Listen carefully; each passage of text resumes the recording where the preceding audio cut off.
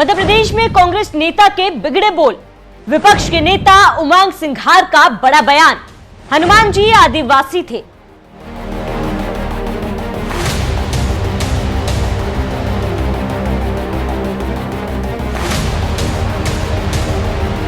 नमस्कार, स्वागत है आप सभी का न्यूज एक्सप्रेस में और मैं हूं आपके साथ शाफनी पटनायक। मध्य प्रदेश की राजनीति में एक बार फिर ऐसा बयान आया है जिसने आस्था, इतिहास और पहचान तीनों को एक साथ बहस के कटघरे में खड़ा कर दिया। नेता प्रतिपक्ष उमंग सिंघार का एक बयान और उसके बाद सियासी गलियारों में भूचाल मच गया। सवाल सिर्फ इतना नहीं है कि हनुमान जी कौन थे, सवाल ये भी है कि आज उनकी पहचान पर राजनीति क्यों हो रही है। मध्य प्रदेश के बड़वानी जिले के सेंधवा सब डिवीजन की गेरू घाटी आदिवासी अधिकार सम्मेलन का मंच और मंच से बोलते हुए कांग्रेस नेता और विधानसभा में नेता प्रतिपक्ष उमंग सिंघार। उमंग ने ऐसा बयान दिया जिसने सीधे सीधे धार्मिक और राजनीतिक दोनों ही संवेदना को छू लिया। भगवान हनुमान आदिवासी थे और भगवान राम की वानर सेना भी आदिवासी समाज से ही थे। उमंग सिंघार का तर्क रामायण के संदर्भों पर आधारित था। रामायण में जब राम की सेना का जिक्र आता है तो उन्हें वानर कहा गया। जंगल में शबरी मिलती है जो राम को बैर खिलाती है। क्या पूरे जंगल में सिर्फ एक ही आदिवासी थी? नहीं, राम के साथ जो भी सेवा में थे वे सब आदिवासी थे।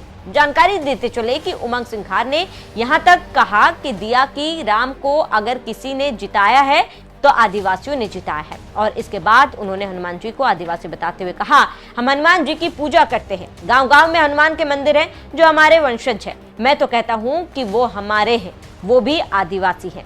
नेता बयान दे और उस प्रतिक्रिया ना आए, ये कैसे हो सकता है? फिर क्या था? सिंघार का बयान जंगल में आग की तरह फैला और इस पर बीजेपी ने कड़ी प्रतिक्रिया दी। बीजेपी ने कहा कि यह बयान धार्मिक भावनाएं भड़काने वाला है। पार्टी नेताओं का कहना है कि हनुमान जी को किसी एक जाति या समुदाय में बांधना हिंदू आस्था का अपमान है। बीजेपी का आरोप है कि कांग्रेस आदिवासी समाज को साधने के लिए धार्मिक प्रतीकों का राजनीतिक इस्तेमाल कर रही है। वहीं कांग्रेस इस बयान को आदिवासी इतिहास और पहचान की पुनर्प्राप्ति बता रही है। कांग्रेस नेताओं का तर्क है कि भारत का प्राचीन इतिहास केवल राजाओं और शासकों का नहीं बल्कि जंगलों में रहने वाले उन समुदाय का भी है जिन्होंने सभ्यता को बचाया। दरअसल ये विवाद नया नहीं है। इस देश में समय समय पर हनुमान जी की जाति, वर्ण और पहचान को लेकर बहस होती रही है। कभी कोई नेता उन्हें दलित बताता है तो कोई नेता उन्हें आदिवासी, तो कभी केवल एक दिव्य शक्ति जो हर पहचान से ऊपर है। धार्मिक विद्वानों का मानना है कि रामायण में वानर शब्द का अर्थ आज के अर्थों में बंदर नहीं बल्कि जंगलों में रहने वाले एक विशेष समुदाय से भी जोड़ा जाता है। आदिवासी संगठनों का एक वर्ग उमंग सिंघार के बयान को अपनी ऐतिहासिक उपेक्षा के खिलाफ एक आवाज मान रहा है।